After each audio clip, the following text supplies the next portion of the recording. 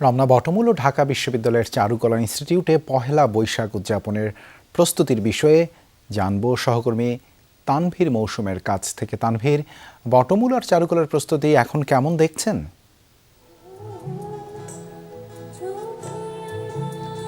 দেবাশিস, এর আগে তো আমরা রমনা বটমূলে দেখেছিলাম প্রস্তুতি, আর এবার এসেছি চারুকলার এখানে বকুলতলায়। এখানে এই বাংলা নববর্ষের যে অনুষ্ঠান, বাংলা নববর্ষ উপলক্ষে যে আনন্দের উপলক্ষ, সেটি কিন্তু এরই মধ্যে শুরু হয়ে গিয়েছে।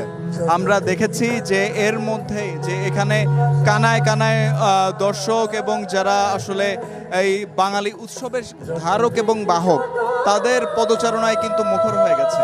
এবং এই যে চৈত্র সংক্রান্তি উপলক্ষে এই চারুকলা অনুষদ আয়োজিত এখানে একটি সাংস্কৃতিক অনুষ্ঠান চলছে, এবং সেই সাংস্কৃতিক অনুষ্ঠান কিন্তু শুরু হয়েছে আরও আগে, যেটি চলবে আরও বেশ কিছুক্ষণ।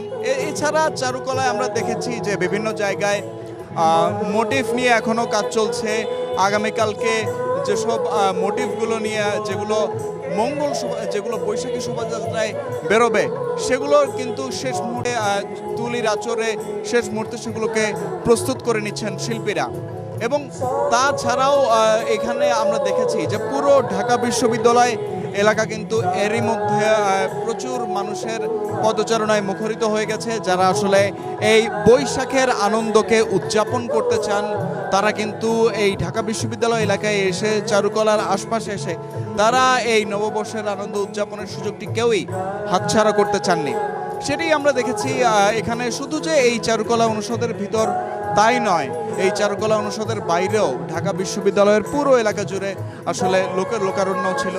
এবং এখানে যে সাংস্কৃতিক অনুষ্ঠান চলছে, সেই সাংস্কৃতিক অনুষ্ঠান একটি আলাদা আকর্ষণ হিসেবে কাজ করছে, যেটি আমরা দেখতেই পাচ্ছি যে এখানে কিন্তু দর্শক সারিতে দর্শকদের তিল ধারণের ঠাঁই নেই।